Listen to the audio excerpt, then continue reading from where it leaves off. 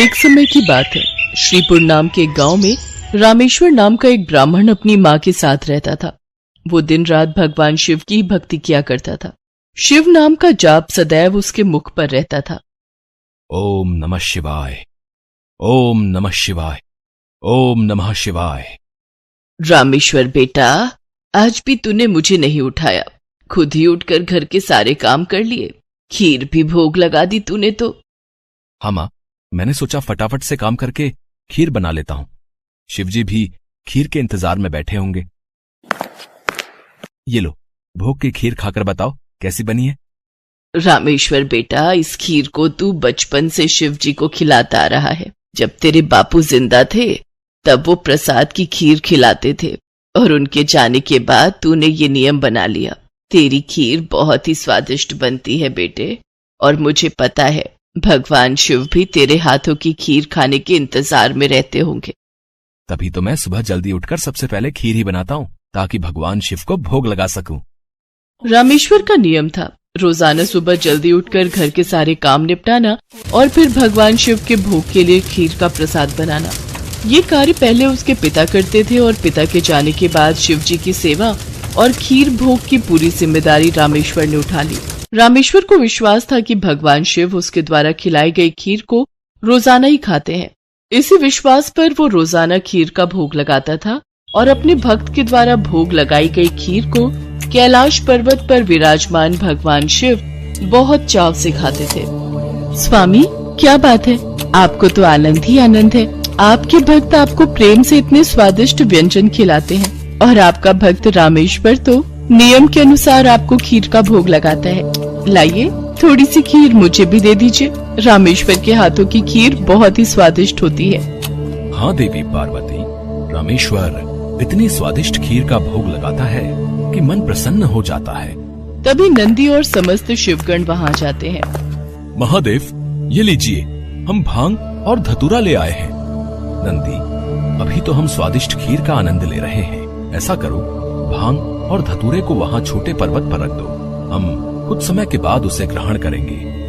अरे नंदी महादेव तो हमारी ओर देख तक नहीं रहे। उनका सारा ध्यान तो रामेश्वर की बनाई हुई खीर पर है। ऐसे कब तक चलेगा नंदी?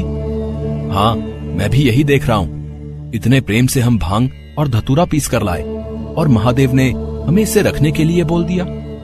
अरे नहीं नहीं, ऐसी बात नहीं है। महादेव ने बोला है कि हम उसे वहां रख दें। वो कुछ देर बाद उसे ग्रहण करेंगे।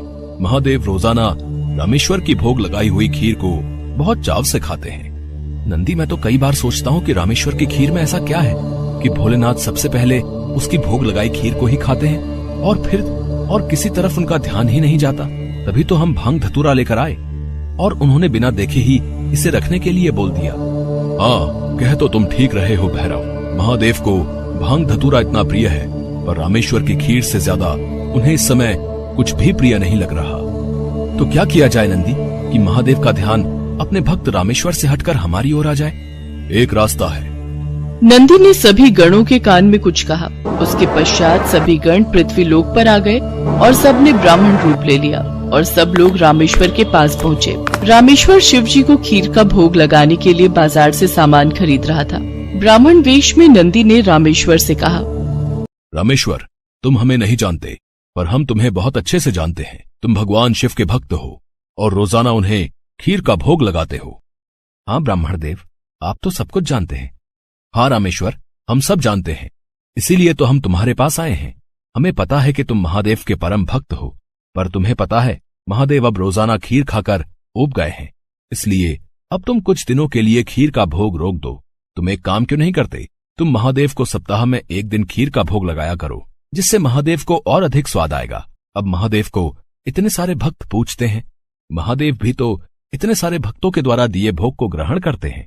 उनका पेट बहुत भर जाता है। अगर तुम उनको सप्ताह में एक दिन खीर का भोग लगाओगे तो उन्हें तुम्हारी खीर का इंतजार रहेगा और वो और अधिक आनंद से खीर खाएंगे। क्यों, हम सही कह रहे हैं ना? ये तो आप ठीक कह रहे हैं ब्राह्मण देव। इस विषय में तो मैंने कभी सोचा ही नहीं। अब मैं एक काम करता हूँ, मैं सप्ताह में एक दिन ही भगवान को खीर का भोग लगाया करूंगा, ताकि वो और भी भक्तों का प्रसाद ग्रहण कर सकें और फिर उन्हें मेरी खीर का बेसब्री से इंतजार रहे। भोला भाला रामेश्वर शिवगणों की बातों में आ गया। शिवगण खुशी खुशी कैलाश वापस लौट आए। अब शिव जी रोजाना रामेश्वर की खीर का इंतजार करने लगे कि कब रामेश्वर उन्हें भोग लगाए और कब वो खीर का भोग खाए। पर कुछ दिनों तक रामेश्वर ने खीर का भोग बनाया ही नहीं, तो शिव जी को खीर कहाँ से मिलती। अब सप्ताह में एक दिन रामेश्वर ने खीर का भोग लगा दिया तो शिव जी ने खीर खा ली। फिर उसके बाद कुछ दिन और खीर नहीं मिली तो भगवान शिव सोच में पड़ गए। उन्होंने अपने नेत्र बंद किए और उन्हें सारी सच्चाई पता लग गई और भगवान शिव को गुस्सा आ गया। शिव जी को गुस्से में आया देख सभी गण उनके समक्ष हाथ जोड़कर खड़े हो गए। नंदी, श्रृंगी, वीरभद्र, भैरव, तुम सभी गण जानते भी हो कि तुमने क्या किया है। मेरे भक्त रामेश्वर के द्वारा भोग में अर्पित की गई खीर मुझे कितनी प्रिय है और तुमने उसे खीर का भोग रोजाना लगाने के लिए मना कर दिया। महादेव, हमें क्षमा कर दीजिए, हमसे भूल हो गई। महादेव, जब हम आपको खीर खाता हुआ देखते थे तो हम यही सोचते थे कि आप हमारी ओर ध्यान नहीं दे रहे हैं। अच्छा, तो ये कारण है। पर तुम सब ये नहीं जानते कि मेरा प्रेम अपने सभी भक्तों पर एक समान है। मैं भला तुम्हें कैसे भूल सकता हूँ? तुम तो मेरे हृदय में वास करते हो। तुम सब तो मेरी ही शक्तियों द्वारा उत्पन्न हुए हो। संसार में मेरा प्रत्येक भक्त मुझे एक समान प्रिय है और प्रत्येक भक्त के हृदय में मैं ही विद्यमान हूँ। इसलिए मेरा प्रेम कभी भी कम या ज्यादा नहीं हो सकता। माता पिता के लिए तो उनके सभी बच्चों में प्रेम एक समान होता है, फिर तुम ये भूल कैसे सकते हो? भगवान शिव की बातें सुनकर सभी शिवगण समझ गए कि उन्होंने कितनी बड़ी भूल कर दी। सचमुच महादेव का प्रेम तो अपने सभी भक्तों के लिए एक समान रहता है। इसके बाद सभी शिवगण फिर से एक बार रामेश्वर के पास गए। रामेश्वर, हमें भगवान शिव का संदेशा आया है। वो कह रहे थे कि तुम्हारी खीर इतनी स्वादिष्ट होती है कि वो सप्ताह भर की प्रतीक्षा नहीं कर सकते। सप्ताह में एक दिन भोग से उनका मन ही नहीं भरता। इसलिए उनकी आज्ञा है कि तुम रोजाना ही उन्हें खीर का भोग लगाया करो।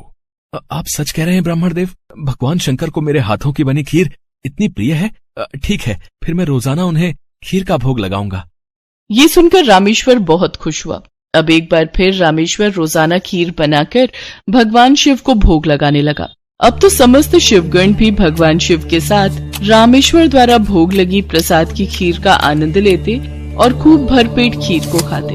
भगवान शिव और देवी पार्वती दोनों सभी गणों को इस प्रकार खीर खाता देख मंद मंद मुस्कुराने लगे। भगवान शिव ने अपने परम भक्त रामेश्वर को सभी सुख सुविधाओं से पूर्ण रखा। उसके जीवन में कभी भी कोई कठिनाई नहीं आई। रामेश्वर का विवाह एक बहुत ही सुशील कन्या के साथ हुआ। उसके घर में 2 बच्चों का जन्म हुआ। अपने परिवार के साथ संपूर्ण जीवन खुशी खुशी व्यतीत करके रामेश्वर अंत में मोक्ष को प्राप्त हुआ।